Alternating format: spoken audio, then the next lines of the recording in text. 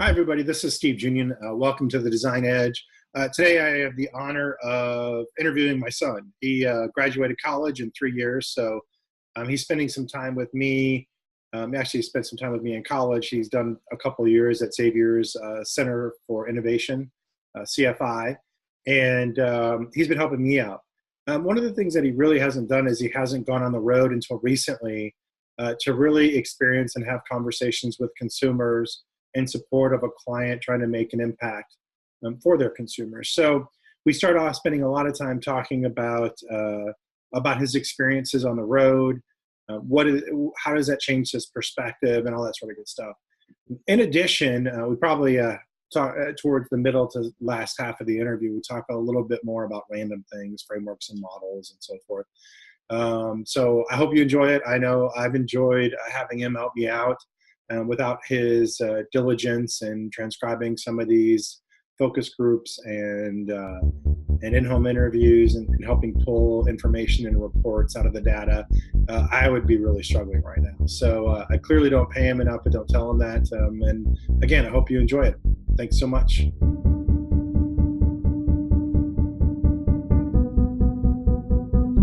Hi, everybody. This is Steve Junion with the Design Edge. We're playing around with Zoom. I've used this with some other clients. And today you'll have someone that I've already really introduced you to, but you've never met. Seth, say hi to everyone. Hi, everybody. Yeah, Seth used to be the innovation intern, but he graduated, and now he's a consultant. And so he might look a little like me. His last name is the same. He might be my son. And actually, what's been really cool is Seth, as I said, he's kind of been the chief motivator, chief kind of getting me to do things I really don't want to do, like this podcast, although it's really worked out well, and we've got some exciting stuff. The other thing that Seth has done, he's actually joined me in the field, and I've been really excited that he got a chance to go out and experience some of the stuff that we do in the field. He's helped out before transcribing, doing a really like the nuts and bolts kind of work in the past. But this time he got to experience and kind of interact with consumers. So that's why I wanted to have him on with his first experience and so forth and kind of get his perspective. So that's really the goal. So Seth, let's talk a little bit about, what was it, 2 or 3 weeks ago we hit the field? When was that? Last month. So yeah, somewhere around there. Okay. So, what was your kind of thought process going into, meeting with people and obviously different backgrounds, different histories and so forth? What was like your thought process before you even got to the field? Well, I was taught, especially with education, my parents, that there's these stereotypes, but you're supposed to try to ignore them, right? And a lot of the stereotypes that we were told or whatever, they weren't true at all. And so that was really cool to see that was proven and tested. And so that was my initial reactions to it going into it, is to try to create more empathetic responses, because it's really hard to try and attach yourself to these things, especially when you are more focused on gathering data or research. Yeah, I mean, when you think about it, we had you doing a lot of really work around logistics and admin, getting things set up and doing those kind of things, which you did great at. And then, the participants come in the room. And what I heard you say is like, all of us, we have bias, right? We have stereotypes of people based on what we know or what we think we know about them. And leaving those at the door is a really critical aspect of the work we do. It's kind of like we talked about empathy, right? Empathy is a muscle. If you're not out in the field, you're not experiencing people in different ways. I feel like you tend to lose empathy, especially if you drive a lot and you're not, maybe you're a little emotional in the car, which I'm trying to bring down. But I'd love for you to share just what you thought about some of the stories we heard. You don't have to give the specific stories because I don't want to do that. But how did you feel about the consumers that we talked to? The biggest thing that I really tried to take away from this whole experience was that we're doing work that's important. And that's always something that a lot of kids that are my age or some of my peers or whatever in my cohort, whatever you want to call it, Yeah, A lot of us You're want to, Gen Z. Just to make sure you're clear, you're Gen Z. So yeah. So a lot of us want to do stuff that's meaningful in some way, shape, or form, and that's clearly when they walk in and they smile and they're able to sit down and eat and just start right away talking with people, especially during the first one, the very talkative group of people. But yeah, seeing them being able to just discuss openly things about or things that they're hurt about or experiencing right now that could be better, that's something that's really powerful and something you don't get a lot, especially in education. And then more specifically with the stories, the thing that I noticed a lot was the importance of family. And I guess I was raised more along the lines of we took care of business and then we shut our doors behind us. right. And you go up to your room and you close the door, read, write, whatever, do your homework, and then you just go outside for the whole day. And so that's really different either with people nowadays or with the families that we were around. It's just a different dynamic, and I really liked seeing that. Yeah, I mean, what were some of the biggest ahas that you got throughout the week? Um, in terms of ahas, I would say the biggest one was that it really does matter that you share your story. And that makes the work that I try to do, especially around developing websites and creating blog posts and even doing this data research, it's sharing people's story in order to kind of shape the world around us. It's the old I guess it's the Ignatius quote that we had at Xavier. It's go forth and set the world on fire. And in order to do that, you really have to listen to people and pay attention to what's going on around you and not just look it up online or watch a video about it. Yeah, because there are real people sitting right in front of you with real challenges around health. Exactly. And yeah, and if you can't listen to them, I think they would feel disrespected. And from my sense, one of the biggest accomplishments that well, I know we get it right when at the end of a session, whether it's a focus group, whether it's an in-home interview, whether it's a workshop, whatever it is when a consumer, when a person, a real life human being says, "I feel like you listened to me, that you didn't judge me." Yep. And I feel like we got a lot of those type of compliments, especially all along, but especially that first week. I mean, how did you feel about our ability to listen and your own ability to listen as well? Uh, I was more along the lines of figuring out how to take notes. So that was a big challenge for me to just pay attention as well at the same time. So at the end of two or three of them, I think you got applauses from the people that were participating in them. That's what I was thinking about. That's why I didn't want to talk about it. Because you did a fantastic job of just being welcoming and not necessarily respecting them, but being open to hearing them. And I think that's more important than respect is this ability to listen. I think they go alongside each other a lot. But the more you try to respect them, like listening back to the ones we did with the former addicts and stuff, you kind of have to walk a line where if you respect them too much, they'll be offended by that too. And so it's an interesting dynamic to see you, especially with people that don't even speak the same language with you, applaud you at the end uh, for getting information out of them, and that's really cool to see. Yeah, I kind of forgot about that, and I think it's also when I finish in this case, for example, a focus group, because when you said that, I remembered that, and it's super humbling. Yep. I mean, I always feel like I don't deserve it, and I let them do whatever. I think as soon as I finish and we do our team debrief to talk about the main themes we heard and ahas and what was the general read of the room, is I don't shut off that conversation, but I do try to park it because I know I'm going to have another conversation. And I think one of the worst things I can do is take that amazing conversation that we just finished, make a bunch of assumptions, and try to transfer that over to the next group.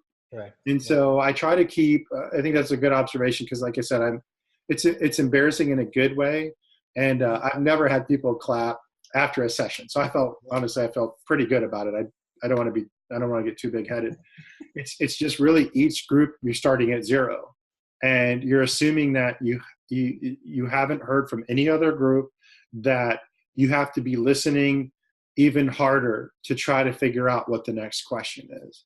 And you're right. I think that their response, especially when we did the bilingual groups, because we did have a translator as well. And a lot of people will tell you, well, if you don't speak the language, or if you're in a group that looks different than you. So for example, we did a couple African-American groups, and I led those. And I remember a couple of folks, I almost said their names, I don't want to say their names, where they said, you really listened to us. And it felt like they maybe were a little skeptical at first, but they felt like we could relate, and that I was being, that we were being, the whole team were being authentic, and I think that really, I think that, again, that meant the world to me when, because most people would say, well, you probably want to have someone leading that is bilingual and so on and so forth. And again, if you can do that, great. I agree. And you want to have people that look like them, and I think ultimately we're human beings, and I think it's part of our society now that we're not listening. And so this is a great activity for me just to practice listening. And obviously don't read Twitter, because that's not listening. But it'd be interesting to get your thoughts, because I never asked you this, is, we try to set up the group for success by talking about some ground rules and how to disagree without being disagreeable. What did you think about that perspective of getting people ready to really have a dialogue with each other? So the two rules that I remember, there's another one, but I don't really remember that one. It's yes and then the other one is Vegas rules. So you don't say anything outside the room. But the yes and rule is something that you've talked about, I don't know, ever since I've been in college at least. And that's something, or a tool, not even a tool, but just a habit that you can develop to be able to not only build empathy with people, but really understand different processes and different things that are actually going on around you every day better. And it's not just talking to people that this can help you with. It's really something that you can implement, like I said, to benefit you in other ways that you never thought before. Yeah, I mean, I think that's absolutely true. And you haven't had the chance to go to in-home interviews, and it's really hard for people to open up their home, because there's automatically, they feel like judgment's going to happen, right? Yeah.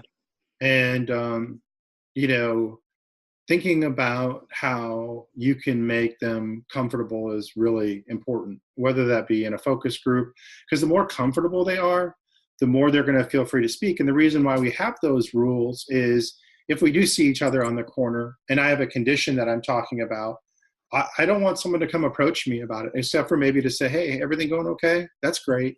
Yeah. Well, you say, hey, Steve, I know you got the surgery and you're doing all this stuff. Like, we want to leave things in the room, and we want people to be comfortable enough to disagree.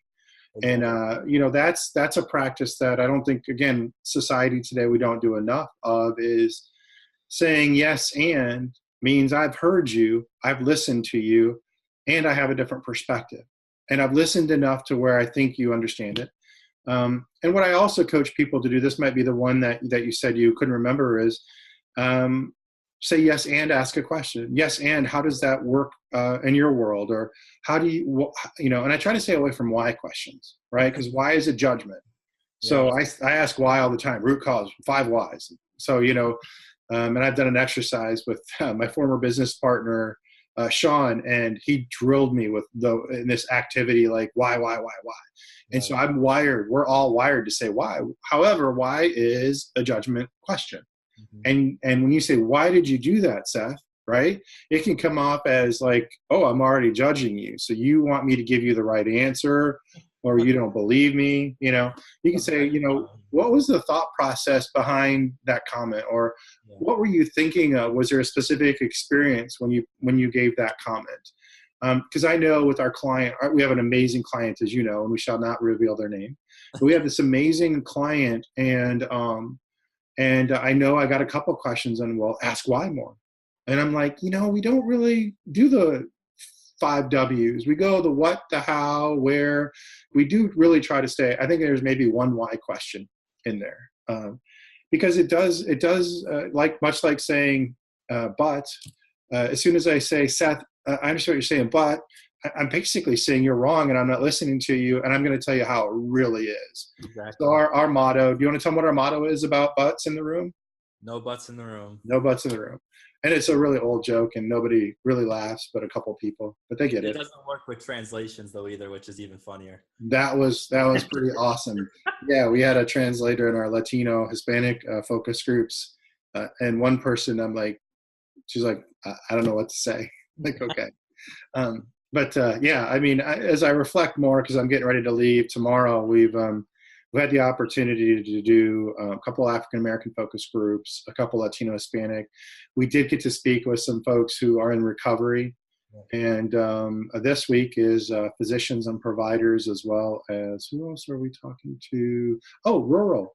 So I'm kind of going back to my roots. I come from rural Iowa, and I'm very excited to see how that one goes. But each one is like a new discovery, a new way of thinking, and so forth. When you think about all the work that we did there, all the things that we learned, how are you translating those observations and insights to making sure that the client has the information they need to act upon this? What are some of the strategies that you're using today? Right. So the first thing that I want to point out is before I go into this, when you brought up that you're not trying to argue with your yes and techniques and stuff like that, you're really trying to draw stuff out of people. But we're not used to sort of arguing politely. And this is what it kind of reminds me of. You're not debating something. You're not trying to overpower somebody. It really is a form of arguing politely about, what your needs are, and then how you need to have it, if that makes any sense, and et cetera, et cetera. So in order to convey that kind of thing, it's really just, first of all, being able to identify a problem before we go into it and having goals before we do that. And you do a great job of, before every session, you said the 3 goals that we wanted to get out of it. And so it's really easy for me to just draw down just four quadrants, like my math degree is 4, and fill in those quadrants accordingly with either question suggestions and then specific definitions that are brought up. And that gives me a really good start into being able to analyze things. And as far as what you assign me, usually is a lot of creating different SFDs, so shitty first drafts of personas and journey mapping. And I've tried my first step in that this past week, and that's been really cool. And so I'm hoping that will actually work out. And so far I've seen the personas work out, and then you added a picture and then tightened up the verbiage and stuff like that. And that it's really cool, especially coming out of college, being able to see your work affecting change. And I think that's the most important thing you've said so far is we're affecting change, right? I mean, the fact that we have a client that's willing to invest in us, going out in the market, really talking to consumers, not just their consumers, but all consumers, and talking about it both at the community level and at the personal level and everything in between, shows how much they care and how much they really are wanting to know the good, the bad, and the ugly, right? Because they have a belief that they can have an impact. And I think I told you this, I have done this for a while now. It's designed for well over 30 years. The consumer-centered innovation, human-centered design, and those kind of things for about 6 years, roughly. Yep. It was really always hard for me to tell people what I do. I think that, I remember those days.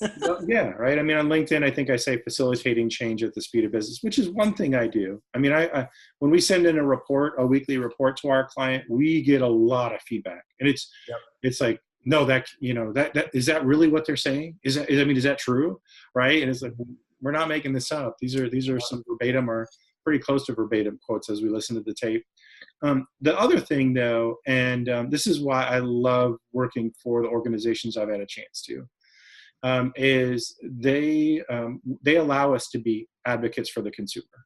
And I need to change my LinkedIn profile, because that's really what I'm doing. Is I have connections to some of the top level people in the organization that can affect change. Oh yeah. And that is as I thought about that, I was like, that's just an awesome responsibility. So, take it seriously. And even though I've kind of known it, I've kind of understood it, that responsibility has become even more at the forefront of everything that we're doing. So when you think about the work you're doing, because you're doing a lot of the back end analysis, some transcription, some both qualitative and quantitative analysis, what do you feel like your biggest responsibility is? Not necessarily to our group and our partners, Latino Connection, who are amazing. Especially we've been working a lot with Ashley and Jessica, and they're phenomenal.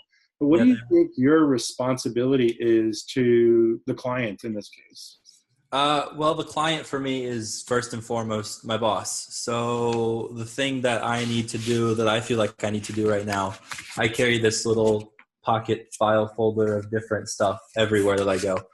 It's basically a bunch of resources that I've created, and really how I view, especially this project for me, is being able to create a methodology, especially for you, so that you can just kind of follow these things and see how I thought about them. And if this ends up being successful, then you can kind of follow it like a little line.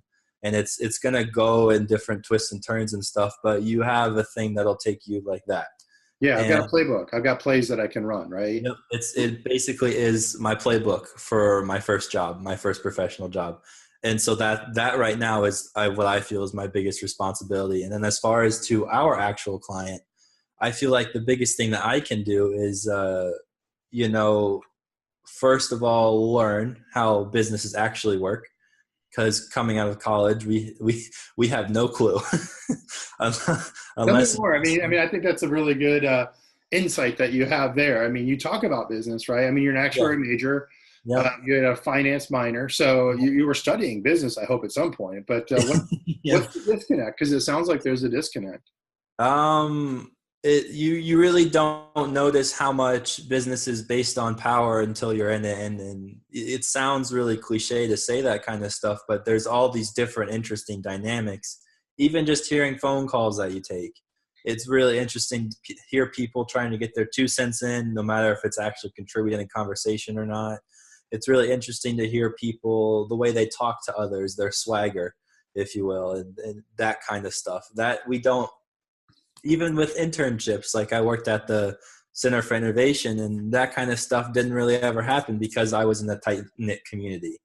And so stepping outside that community and experiencing that kind of thing, it affected my playbook, if that makes sense. Yeah, I mean, you had some, and I think this is true of the work that we do. You always have some perceptions, and you try to resist believing that it's the only viewpoint that you can have. So Yep. you're trying to be open, you're trying to be receptive, you're trying to really, really truly get a sense for what realities are versus what you have in your head. Correct. And if you're not careful, you can really, as you look at the world and you look at the constructs you've built in your head, it can be very different. And you have to decide, like, okay, I have this mental construct. Much like you said before, we have perspectives of people, and sometimes they're not the greatest view, right? Yeah.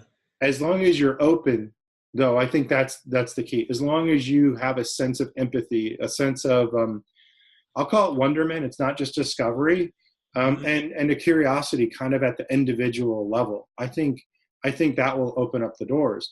And like you said, you learn about business in school, and I came out with that infamous political science sociology and a teaching certification. Yeah. And finally, my sociology degree is paying off. Thanks, Dr. Nesmith and team at Coe College. It really is, though, because we studied anthropology, we studied a number of things, and that's, it's really understanding people. And so for you, understanding business from the context of a classroom, and even like you said, you worked at the Center for Innovation for 2 years, right? Yeah. And then getting out there and understanding the dynamics, working with clients, making sure the client understands what you need. How, for example, when I mess up with the client, how do you recover from that? And that usually means a 1:30 to 2:30 a.m. email response when I've made a mistake, and that happened in the last couple of weeks. Like I said, though, I have one of the most gracious and amazing clients that I've ever had.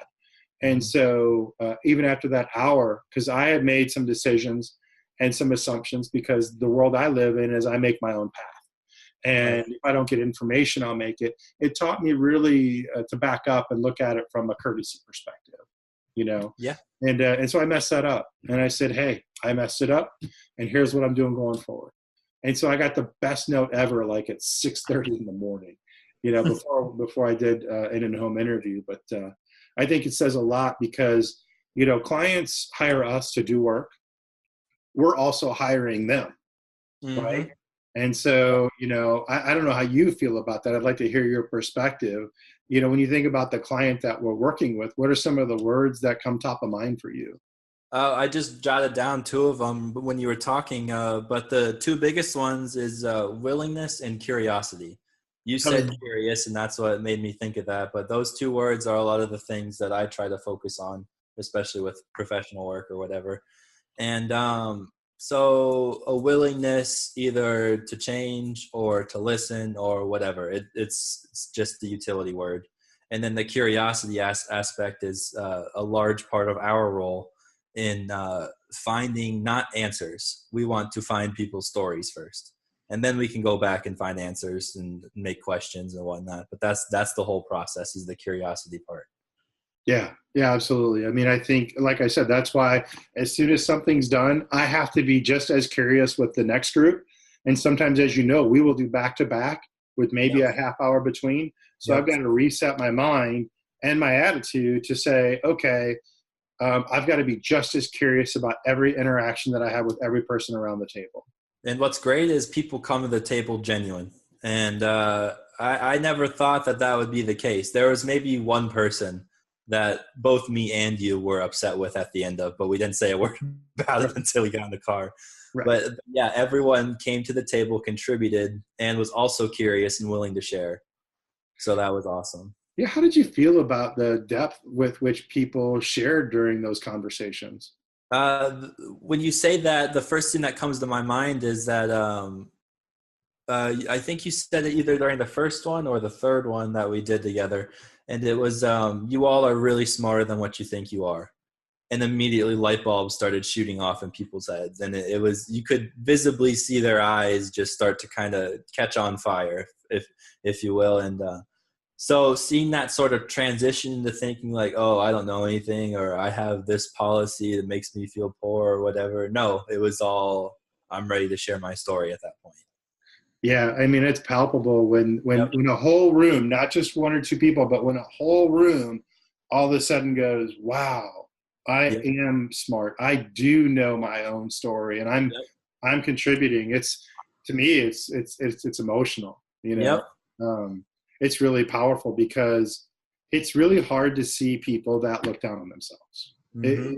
And it makes me emotional because each of these people has their own experience and their own wisdom that they've gained from that experience. We may not agree with it, we may not understand it, and really our purpose, like you said, is to be curious and to have that curiosity to go deeper and understand why they feel that way. You know, you put 10 people around the room and ask a specific question, they'll have 10 different answers. However, they may have something in common. Mm-hmm. They may have some great insights into how we being our client, ourself, and the healthcare world in general can approach it in a unique way. I'm trying to remember, what advice. What was some of the advice that you gave me after that week, or what would be some advice that you give me now as you've had a few weeks to kind of reflect on it? The first thing, like I had said earlier, was you have to really walk the line between respecting too much versus just being personable. And you do a really good job of just being personable most of the time. But like I said, because you grew up in some sort of unfortunate circumstances at some time, so you know what it's like. And you tend to respect that more often than not. And you sometimes over respect it, if that makes sense. So that was my biggest thing that I think I had said to you at one point. Well, I think one of the focus groups, I remember looking over and saying, "This is how you lose control of a focus group," because Yep. I did cross that line. Yeah. I had to pull an entire room back, and that was, I think, that was the first focus group, as a matter of fact. Yes, it was. I had gotten too collegial, and I'm rarely am I incredibly formal. Yep. I mean, I get called Dr. Junion by my clients, and if people in the room hear that or from someone else, they kind of go, "Oh," I'm like, "Don't worry about it. It's okay. I just studied for a really long time." And I had great people help me with that. But I did cross that line in that focus group, and I had to pull it back, and that was tough Mm-hmm. because at that point it was just a melee, and it's on tape, it's on audio, and I think step one, like everything, is admitting that you've lost control of the room. Yep. And, especially because you remember we had one person left-hand side, about three people down, and dialing that person back into, because they were the instigator, and great feedback, great input. However, struggled listening to other people without jumping on them. And so it was always, there are strategies that I've taught you, and I don't want to share them here, but if anybody wants strategies, there's a lot of great stuff on the web. But there's a lot of great things you can do to curtail that without really offending people. And big shout out. The first time I learned that was with Dr. Kirkpatrick. And he is a design instructional theorist, instructional design theory, measurement guy. So Dr. Donald, I think it's Donald Kirkpatrick. Sorry, Dr. Kirkpatrick, if I mess that up. But I met him in the later stages of his career, and he had all these great effective strategies when you wanted to get someone out of your office. And we spent 15 minutes, and it was as simple as like standing up or offering a hand and escorting them out. And he demonstrated these, and there are, when you do this long enough, there are tools to the trade, but you're always going to pick something up. The one most recently is if you have someone that's constantly talking, you pick up your cell phone and you kind of look at it, because it kind of makes them pause and think about it. And sort of a universal signal. Yeah, it is a signal, and I tested it out, and it actually worked, because I kept doing it when that one person would start talking, and it kind of made them just reevaluate they had great contributions, but maybe let other people kind of speak. Yeah. What else? What are some other things you'd like to just say about the experience and how it shifted how you think about the future? Yeah. So going back to what my pieces of advice to you before we go on to this is, we had our three goals for the sessions, right? And the last one was possibly getting suggestions for maybe new models or something like that. Right. And we didn't tend to be able to have enough time to do that. So that was my other piece of advice. Yes. And I think you've been doing a lot of that since you've been off the road and kind of back, kind of grinding it out, looking at or building some transcripts and so forth. So. Yep. Yeah. And then what was this last question? You know what, if I could only remember it. I think the question was, you've had some space, again, when you reflect back, how do you think this impacts you moving forward? This experience. In terms of my career or in terms of this project? You pick it. Both. Okay. So in terms of this project, being there for at least one of them lets you, when you listen, if you're going to listen to these or transcribe these or take notes like I do, it really allows you to be actually engaged and involved in the work that you do. And so people talk a lot about productivity, especially in college. We were always like talking about time management and productivity and how much work you can get done or whatever. And you don't have to get a lot of stuff done. You just have to be engaged with what you do, and it'll get itself done.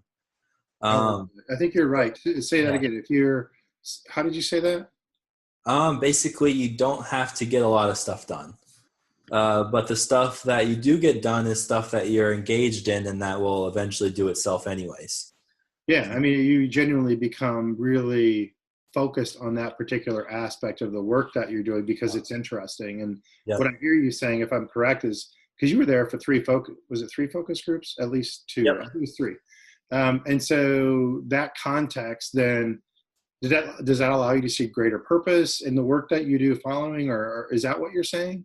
Yeah, of course. And then the other thing is, I told you this a while ago, but my only political science teacher, I took some random political philosophy class just to say I did it and to beat you on the grade point average for the one class that I took. Not hard. Yeah, not very hard at all. And he always told us when you're writing papers about these boring people and boring subjects sometimes is that we have to find a way to make it interesting for ourselves. And that's the only way that we were going to actually get a good grade on our papers. And you could really tell, especially with the feedback that he gave on whatever paper, because he didn't offer any sort of office hours, which I think actually goes against our school's code. But he didn't actually offer any office hours, or he didn't offer to read over our papers. He would read over our thesis statements occasionally. But if you invested yourself into it and tried to attack it from some sort of angle that you thought was interesting, and from the way you participated in class, he knew you were interested in the topic, then the paper would write itself and you would get a better grade usually. And Yeah. so, yes, that does translate more into my professional career with making things interesting, because I get really obsessed with doing things. I think there is a TED Talk about a guy talking about how he was a procrastinator, and I'm the same way. A I precrastinator? What's that? you know how a procrastinator is someone who waits till the last minute and eventually knocks everything out or does everything they can. I just get that, as he said, a few months before that procrastinator would do that. I get antsy really quickly. And so making things interesting for me will allow me to jump from thing to thing or project to project if I have multiple things to do. It just helps me to be productive. And I like feeling like I've been productive in a day, which is Well, why I started keeping an agenda too, so I can see the work that I do all around me. I think that's important. I think sometimes you have to lift your head up. An agenda allows you like to see what's next and what's behind you. Yeah. I also think the thing that I really like, because I saw an example of it today, is you just go into model land. You're creating frameworks and models so that you can make sense of this work, right? And I think, I didn't really start doing that until probably, well, I started my career at 12 busing tables. However, my official career post-college, so it's about, 44 years ago, something like that. Probably halfway through my career before I really understood because I've always felt like I've been creative. I don't draw, I don't paint.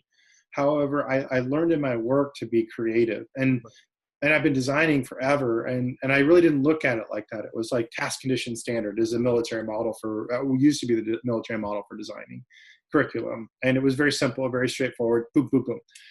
And there's an elegance to design and an elegance to the work that we do. It's not about not being truthful, because it is about being truthful. However, it is about being elegant. It's about having context and all those sort of things. So if you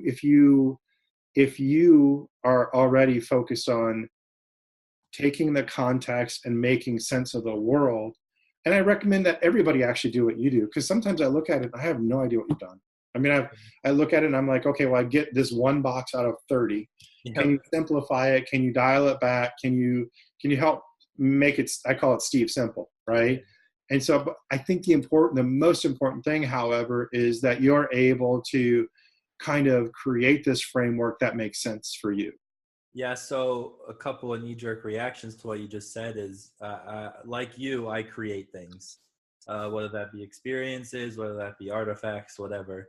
And like what you were saying and what you've observed, I like creating models and frameworks. I don't know why. I like having something physical representing the work that I've done. And a lot of the times I will start by doing my research, like for this stuff, and I'll do my research or whatever, and then be able to narrow down a process for that. But then I go back and I make it theoretical for no reason. And then I make that model, and then I'm able to get more specific with the model. And I think that really started when you let me on to this mind mapping brain thing when I took my first AP Yeah, class. back in ninth grade. Yeah, it was. I think it was called the Brain. It was a visual mind mapping tool. That one, right? Yes, and that's what kick-started me on to making physical artifacts to see what I studied and what I knew and stuff like that. Yeah, I don't want to show my office because it's horrible. Usually, though, here's one. So usually, I mean, I love a good Walmart like $2.99, $3.99 art pad, because an 8.5 and 11 won't do it, right? And I have very much learned, especially like I said, this last half of my career, to really just allow myself to explore and draw and diagram and just to get it out, right? Yeah, and I'm a little different from you there because I have my dry erase board that has my alphabet on the back if I ever forget how to write. There's nothing like having the alphabet on the back, but it doesn't have the numbers in terms of what you're supposed to do. So good luck with that. Yeah, you use your whiteboard all the time, take a picture, and then you erase it. So that would crush my soul. I need to have pieces of paper as artifacts to make it feel like I've created some sort of value. Well, I don't have the book. I do have the book up here, Sean Nason and I, here's a shameless plug. We wrote The Power of Yes and Innovation. See Sean Nason, Stephen Junion, Stefan Junion, sorry. the tagline, and I've got it on the back of my phone, and Sean came up with this 100%, is, innovation isn't work, innovation is a lifestyle. Yeah.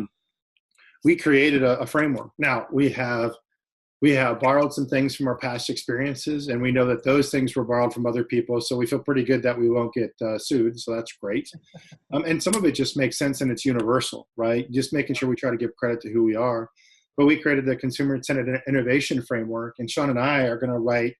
Our next book is going to be on kind of more practical advice, case studies, and how to basically get stuff done. And I've got the outline of it, and I just got to get after it, because we both feel so powerful about the framework and that it can help and support people, think about what they're doing.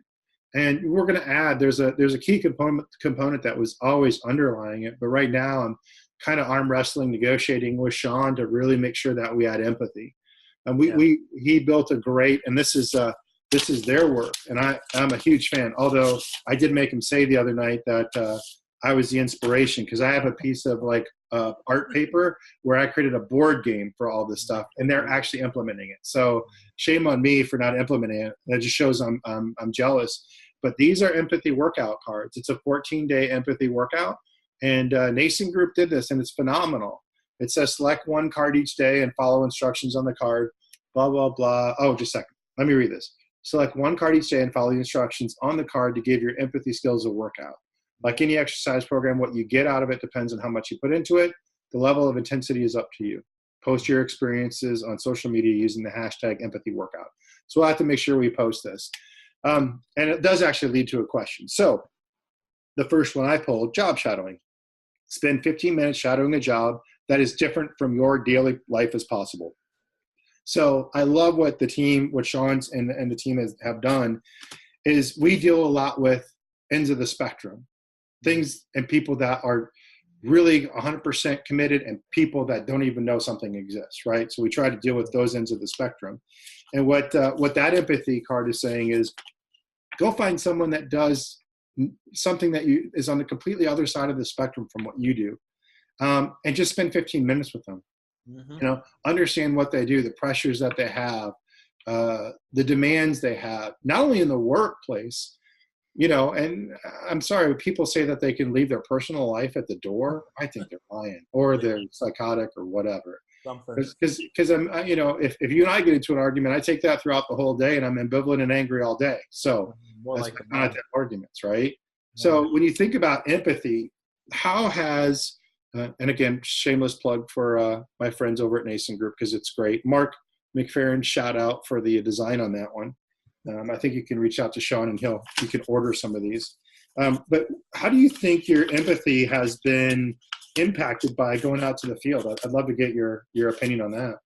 On a scale of 1 to 10, it's probably a 10. I won't say 11 because I don't think that's possible, but 10 out of 10, it's been affected. Like how though? I mean, that's great. You're rating it high that your empathy has been affected. Like how or what really made you give that a 10? You don't really actively try to normally, if that circular logic works for you. No, I have no idea what you just said. So let's you leave this in, because maybe I wasn't paying attention enough.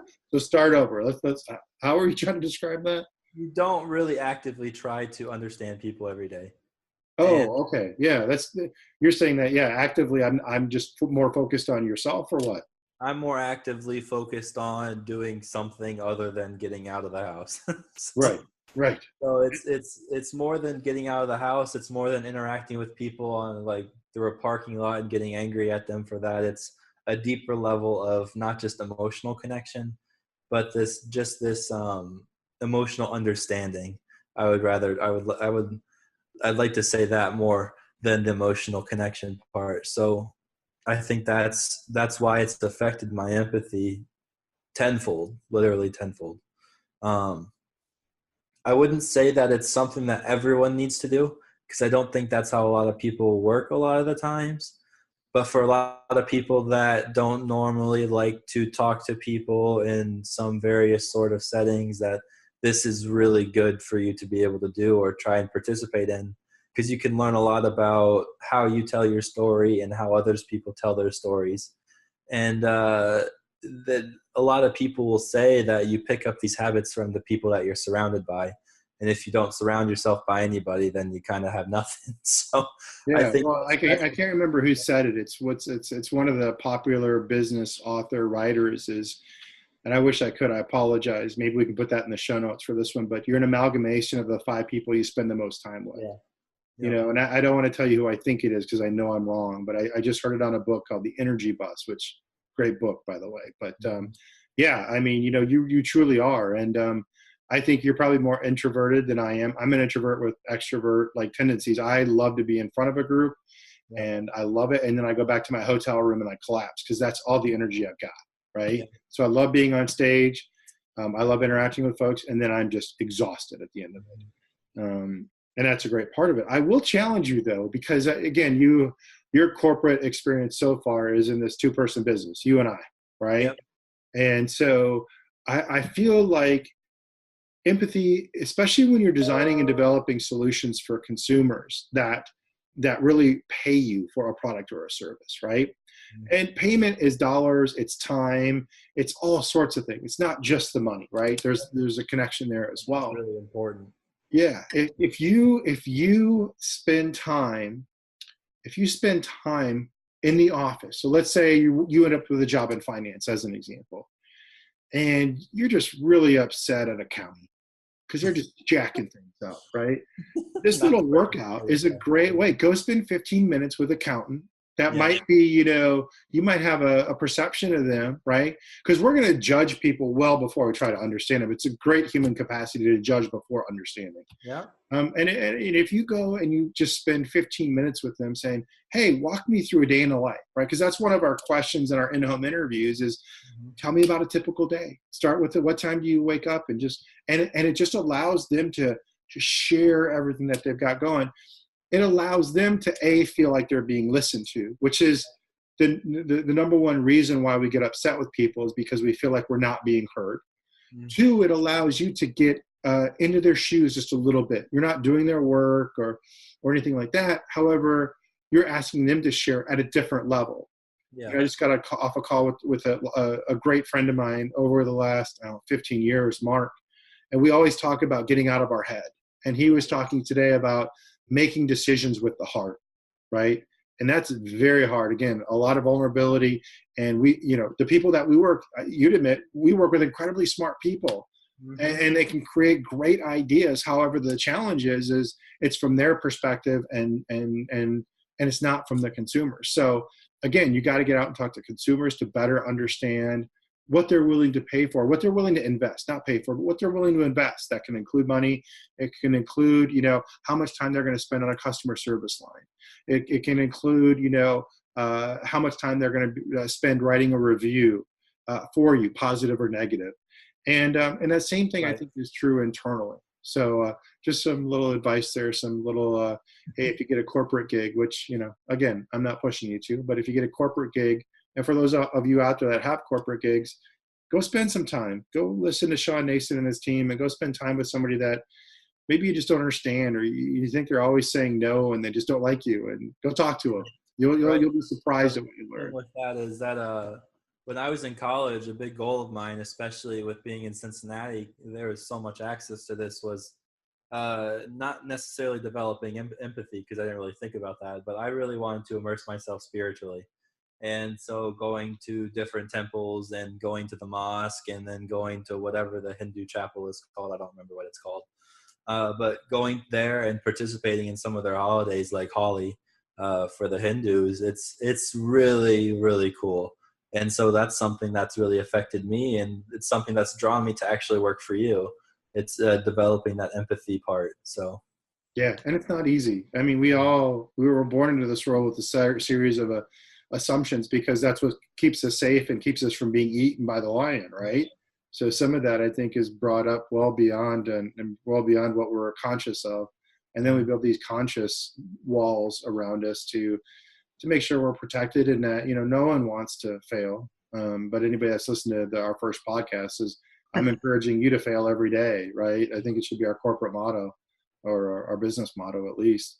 You should fail, and all that means is you should learn. So Well, we've been chatting a lot. I know I took us off direction. We're recording this in the afternoon, which means I'm going to be a lot more random abstract than normally. In the morning, you get kind of the former military Steve. In the afternoon, you get the random abstract. That's totally What correct. other reflections do you have over, again, focusing on being out in the field for that week with me? What are some final thoughts from you?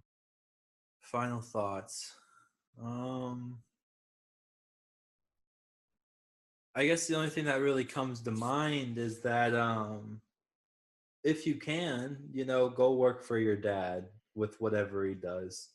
Because a lot of the times, especially growing up, where I grew up, kids had no idea what really their dad did. They went into an office building and they went to work and then they came home. And, I knew what my mom did and my best friend knew what his mom did because I saw her every day in the cafeteria. But we had no clue what our dads did. And getting to work with somebody in your family that but don't really know professionally is something that's really, really an experience. It's not just interesting, it's an experience. And I think that's my biggest takeaway from that. Awesome. And you're not getting a raise. So I know. Yeah. I want to make that perfectly clear. But that's, thank you. That's, yeah. Well, and plus it allows me to see kind of where your head's at too. You know what I mean? How afraid should I be of Seth version? What is this 3.0? Because you got your high school, you got your college, and now you're building your almost like your professional persona. Like what, if I look back at my early jobs, they really shaped and formed me and informed the future me that I am today. I worked in environments where you could not make mistakes. Yeah. You didn't ask questions. You were punished, right? And you grew up with that. Not just the military, but some of the technology work that I did. You can't make a mistake for a bank and they lose transactions. That's kind of bad. You can't work for a hospital. And at that time, medical equipment wasn't as wired as it is today. Because, we have a friend, Kurt, that runs a major university hospital, their technology. Mm-hmm. And it's even, honestly, that's the part that scared me is, hey, if we have an app go down or we have servers go down or we have something happen, we can literally affect people's lives, right? And so, so as you look at your formative years in your career, and I know Sean would say the same thing, we're going to get him on here as well. I mean, that guy's got more majors than he knows what to do with because he started out as a vocal major and then went into finance and Disney Imagineer. He's got a fairly eclectic. I think he and I battle. But I think you're right. I think it does. You need to get out and see what happens with your family members, right? Yeah. There's the take your kid to work day, which I think is great. However, only getting a little part of it, you don't get to see the stress. You don't get to see like the anxiety. Like you don't get to see, your parent fail and like how do they react, right? When they're in a focus group losing complete control of it for a few minutes, right? Or having a child scream, Oh, yes, we did have a focus group where what did I say? It was like a family reunion. We had an infant and we had a 4-year-old. Yeah. And it was basically like a focus group / family reunion, and it was amazing. I was very stressed, and afterwards I'm like, it was like we were there and Uncle Bob was hammered, and it was just, but it was amazing. It was I think most people would have been incredibly stressed out, but I got beyond that very quickly because my stress went up, and then I'm just like, it's going to be what it's going to be. Yeah. So it's good stuff. So thank you very much, and hopefully you can get back on the road soon. However, I know you've got some commitments here in the evening, but I know you're taking the outputs that we have and really helping us kind of shape final recommendations based on this work that we're doing. So thanks for sharing your thoughts with everyone. We'll try to get this posted and all that good stuff. But thanks, Seth, for everything that you're doing. Yeah, of course. Thank you. All right. I'll see you later. Yep. Bye-bye. Bye.